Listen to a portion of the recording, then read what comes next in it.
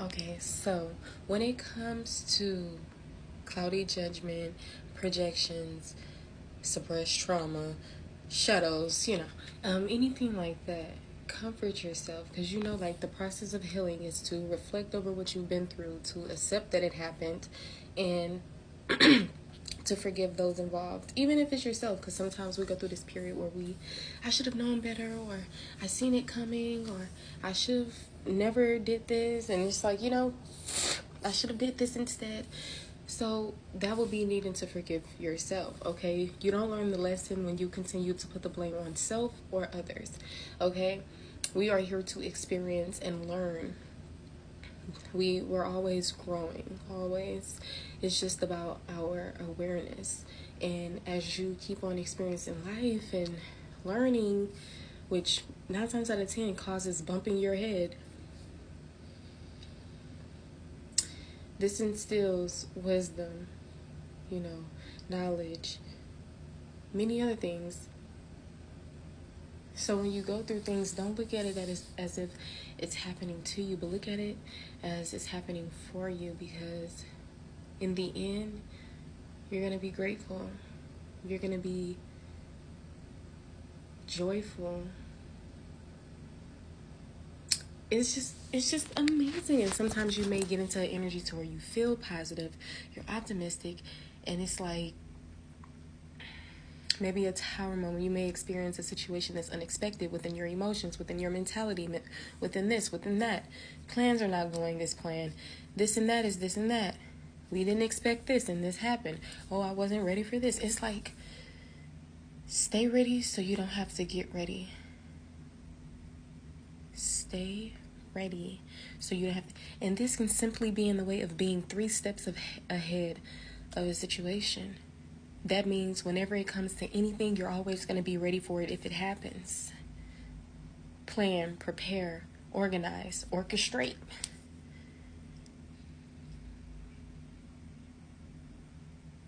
It's like an energy of cautious, not paranoid. But yes, aside from like healing, which is to reflect, accept, and forgive, it's the energy of comfort, because I realize when I do this with myself, hence me saying based off your own experiences, that's why it's important to, because I even realized when I tried to listen to other people and do this and do that, it's like I got called. It was a lesson that I was experiencing at a particular moment, because this same situation happened, but this was when I was a teenager, when I was getting married. One of my uncles told me basically that the connection wasn't going to work out. And I actually was pretty surprised that they said that. So I don't know why after my mom passed that I got so shocked at what I realized with the family. It's like everything was already, they've been acting the same. They've been treating you the same. They've been doing this and doing that the same. So it's like your awareness. That's what it is. It's like before, I probably would have named my family best family in the world. Okay, me being a little kid, growing up to 18, yeah. But it's like my mom passed when I was 19, and it's like I became more aware of a lot of things, even immediate connections with family, platonic, romantic connections, whatever. So when I say comfort, it's because of my own experiences that I've had, because I remember even in the beginning of spirituality, I know I'm trying to mention different things, but I used to figure, how do I go about this? How do I go about that? Asking people certain things. I dealt with gatekeepers. I dealt with people who really didn't want to see me grow. They didn't even have to verbally say these things. That's how I realized my gifts as well, just by the experiences, whether it was telepathy, whether it's being an empath, whether it's this, that, whether it's being a healer, you know? That's what I'm saying, like, experience on your own journey. That's why I created my quotes, and it's just coming from the heart, coming from experiences. And like I always say, I speak of wisdom and experience, because so it's bona fide, which is perfection, which is what they tell us doesn't exist. Oh, you're not perfect. You can't be. Oh, God is not within you. That's what they call it. I don't know why I'm thinking of blasphemy.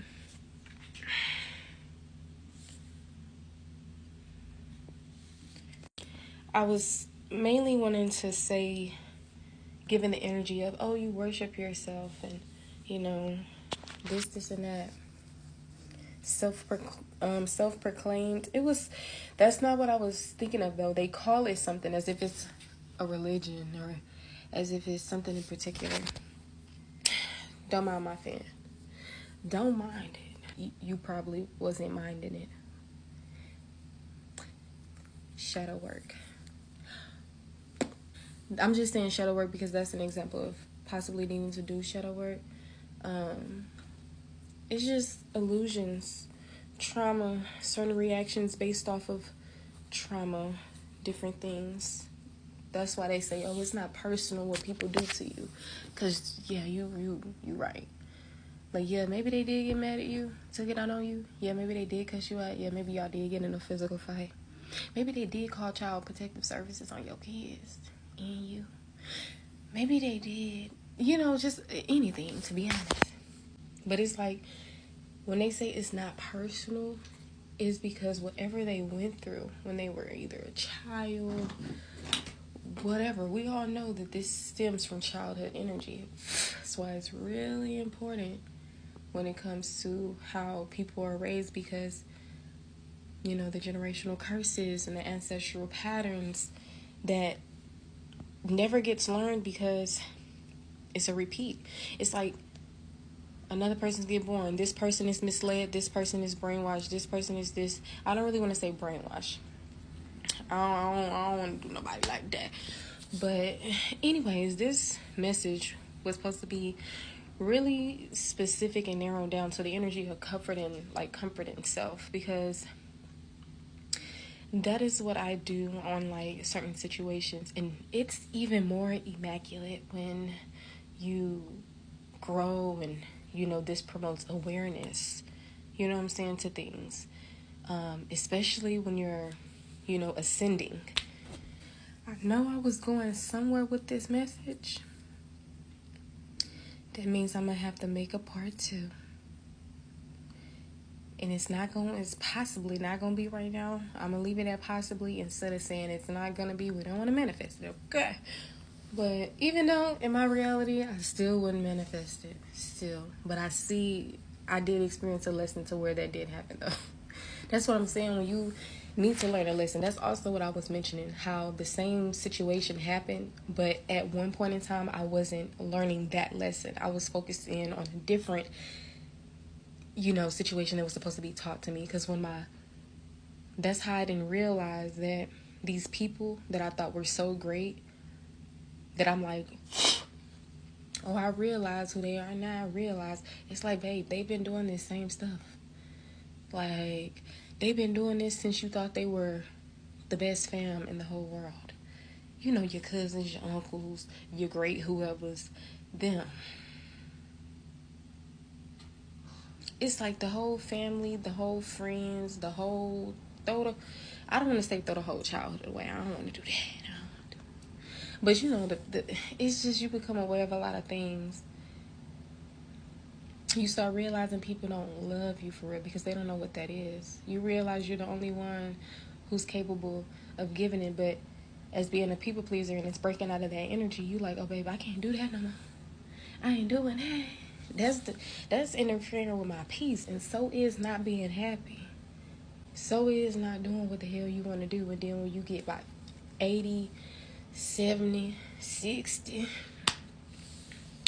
it's going to be some regrets. I'm not saying that's how it's going to be for you, but you hear a lot of people getting older, oh yeah, I wish that ain't going to happen. That ain't going to happen. Okay.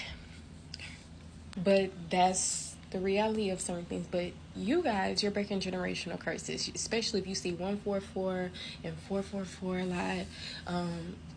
Really, I'm gonna just really say you would know. I'm not gonna call on any specific angel number. You're just gonna know. But you also can confuse yourself with projections. Deprogram and heal.